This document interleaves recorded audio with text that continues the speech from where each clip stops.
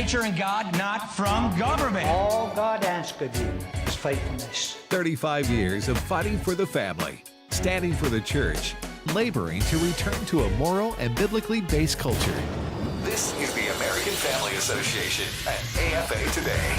And we are honored to have you with us live from New York. A beautiful, clear, sunshiny day. A high of about 70 is what the New York metro area is going to see today. Maybe 75, somewhere in there. But we are very glad to have you along each and every day on on AFA Today with Kevin McCullough. Your midday look at what's going on in the news and around the globe as we try to delve into what is oftentimes on Friday a rather lackluster news day. However, today is not such a day, and we're going to get to a full hour worth of conversation. 888-589,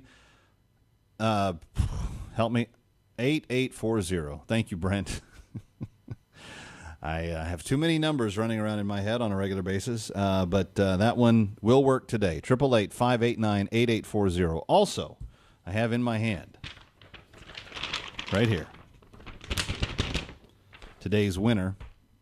I told you earlier this week I've got just some fun, special stuff I'm going to be able to do in the days to come.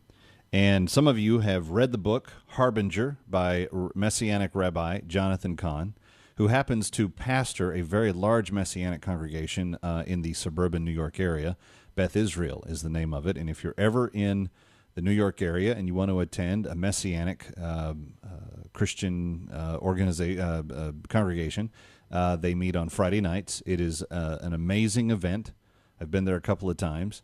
Rabbi Cahn teaches, and there's a lot of very, very up-tempo music. It is very, very fun.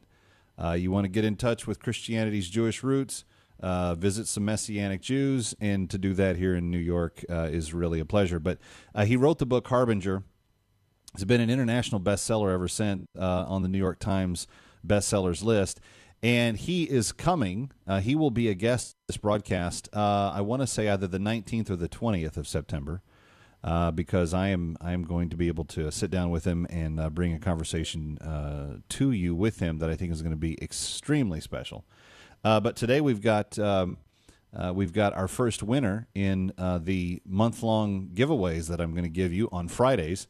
And this is how easy it is to participate. You just send us an email to the AFA Today offices at kmcradio@gmail.com, kmcradio@gmail.com, and in the subject line you put Harbinger, Harbinger, just like it sounds, Harbinger, and then you put your address in there. And I've also asked you in the body of the email, tell me a little bit about where you view or listen from.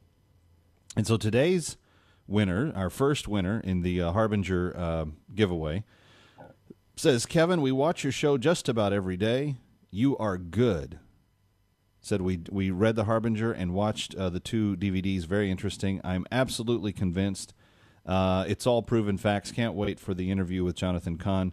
We watch you on Sky Angel IPTV. So over the internet, they get television through Sky Angel, and that's where they watch us from. We are from Clinton, Michigan. And God bless you and your family and AFA Today. Keep up the faith. Keep up the good work. Patrick and Rhonda Smith, thank you for your very nice note. And again, today, you're our initial winner in every Friday for the rest of September. I'm going to give one copy away, and we're going to get them signed by Rabbi Cahn when I visit with him a little bit later this month. And I know you'll look forward to the interview. It's one of the most interesting discussions about modern times and prophecy and how Judaism and Christianity work together, and all. I've never imagined having a more in-depth, interesting conversation about all the subjects that we will cover in the scope of that, but it is going to be that way. So I hope that you will join us for that. And again, you can't call to win this. I see the phone lines lighting up. That's not what happens. You send us an email at kmcradio@gmail.com, kmcradio@gmail.com, and you put in the subject line Harbinger, and then you listen on Fridays, because that's when I'm going to give the book away. And thank you to Patrick and Rhonda from Clinton, Michigan, watching us today. Shout out, Smiths. Glad you're with us today. All right, lots of news to get to. Let's start right here at home. AFA today making some news. The American Family Association officially suspending their boycott of Home Depot. And Randy Sharp, Director of Special Projects, saying that after monitoring the company for many months, AFA has been satisfied that the company has withdrawn its major financial contributions to sexual activist groups and to their activities. In a message to supporters yesterday, Tim Wildman also acknowledged the boycott was a huge task to undertake. I knew we had a lot of friends who would stand with us, and AFA reports more than 750,000 people signing the online pledge that they would not shop at Home Depot. So today, Home Depot and AFA back on good terms with each other, and I think it's important that we acknowledge that.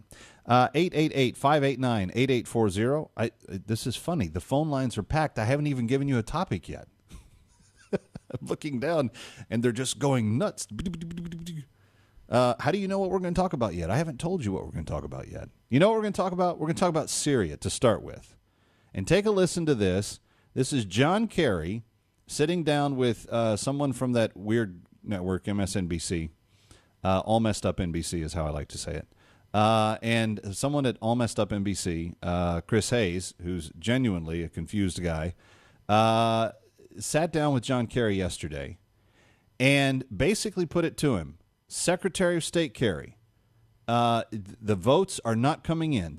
Now there's a record of possibly as many as 300 legislators in the House side that are ready to oppose the Obama suggestion that we drop bombs on Syria.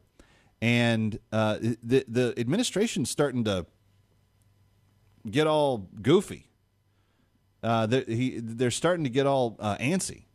The president has called for a presidential address to the nation on Sunday night or Tuesday night, and so you're going to get him talking to us directly.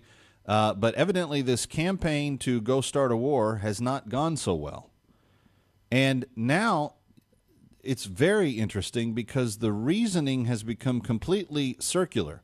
Remember when they said, well, we have the authority to do this and we may go drop bombs on Syria? What did KMC say? KMC said this. I said, well, wait a minute. Does that mean we want to become the Air Force of Al-Qaeda? Because Al-Qaeda has infiltrated the rebellion. In March, Al-Qaeda, through the rebellion, released chemical weapons on the Syrian civilians in March. And there's been a number of attacks since then with chemical weapons from the Al-Qaeda rebels. John Kerry's asked about that in Congress, and he goes, no. The rebels, they just make up about, 15, 25% of the rebellion. The Al-Qaeda, they're not really in charge. Well, every intelligence estimate says the opposite. Even U.S. intelligence, European intelligence, everybody's saying, no. Al-Qaeda is actually pretty much running the rebellion now, and there's stories today that demonstrate, again, why that's significant. They are ransacking Christian villages. They are killing Christians in the name of the Syrian army, blaming Assad's group for doing it, and we want to go kill the people that are fighting Al-Qaeda. We want to go kill Assad and his army because they are killing the Al-Qaedas who are fighting them back on behalf of the Free Syrian Army. Friends, it's a mess. That's what I've said from the beginning. It's an absolute disaster. Well, now listen to the circular thinking that has gone full circle with John Kerry as he was on with Chris Hayes on MSNBC yesterday. If we don't do this, Assad will have a message that he can use these weapons with impunity. We will have turned our back on the next batch of children, on the next batch of parents. We will have turned our back on the international norm. We will have lost credibility in the world. And I guarantee you, if we turn our backs today, the picture we all saw in the paper today and the media of those people being shot, that will take place more because more extremists will be attracted to this because they will be funded as the only alternative in order to take on Assad. That was my colleague Chris Hayes. I want to try to understand this correctly. John Kerry is saying we have to drop bomb. Stay with me on this because it's a little weird. He's asked, why would we want to go be supportive of being Al-Qaeda's Air Force? And his answer in that that sound clip is, if we don't go kill the people that Al-Qaeda is fighting against, more people will join Al-Qaeda. If we kill the people that Al-Qaeda is fighting against, then fewer people will join Al-Qaeda. But if we kill the people that Al-Qaeda is fighting against, then more people will join. So we have to bomb Assad and the Syrian army, because according to John Kerry, if we don't do that, then more people will join Al-Qaeda and then kill the Syrian army. Why do we have to be involved in this at all? That's what I'm not understanding. It's all about saving. They all keep saying saving face. Peggy Noonan today. Now, when Peggy Noonan and John Kerry agree on something, you know that there's something whack with the universe. I mean, somebody's standing on their head in some corner where the radiation's leaking or something, because Peggy Noonan and John Kerry have never agreed on anything. But her statement today is in the Wall Street Journal is, we've got to do this because the world's full of bad guys, and we've got to teach the bad guys a lesson. And I'm like, well, wait a minute. That means we're going to empower the bad guys that we would be flying in support of. Still no one has answered my question, why should we become the Air Force of Al-Qaeda? That's what I don't comprehend. If these were genuine, democracy-loving, free rebels that were trying to start a representative government, and they didn't have ties to Osama bin Laden, then that would be one thing. But these are all Al-Qaeda. More than 50% are Al-Qaeda throughout the country. But John Kerry saying right there, if we don't do this, all these terrible things, boom, boom, boom, are going to happen. And then he says, and more people will join the terrorists because they'll be the only opposition to Assad. Does this boost your confidence in our executive branch's decision to go to war in Syria? Does it make you feel better about it? 888-589-8840. The fact that John Kerry says we might be growing again. Did any of these people go to school? Did anybody teach them how to think? You know that when something's not logical, you shouldn't argue it, right? I mean, that's just basic 101. But for John Kerry to say it with his lips, like it's as though he thinks that no matter what he says, none of us are going to pay attention to the actual words coming out of his mouth. But in reality, that's all we can judge. It's all we can go on. So, again, his philosophy there is, if we don't fight Assad's forces, if we don't drop bombs on the Syrian government, the Al-Qaeda rebels who have done most of the chemical gassing of the civilians in Syria are going to grow in number because we didn't fight Assad for them. Actually, I think they would love for us to fight Assad, because when you think about it, then they don't have to lose their forces. Their terrorists don't have to die. It's just a strange thing, isn't it? That the Secretary of State would look you in the eye and say, if we don't go kill the enemy, then our enemy will grow bigger because we didn't kill the enemy of our enemy. I'm confused. It's Friday. It doesn't make sense to me. But I am grateful that the Smiths won. And if you'd like to contest for the Harbinger contest next week, it's kmcradio@gmail.com. Coming right back on AFA Today. Stay with us.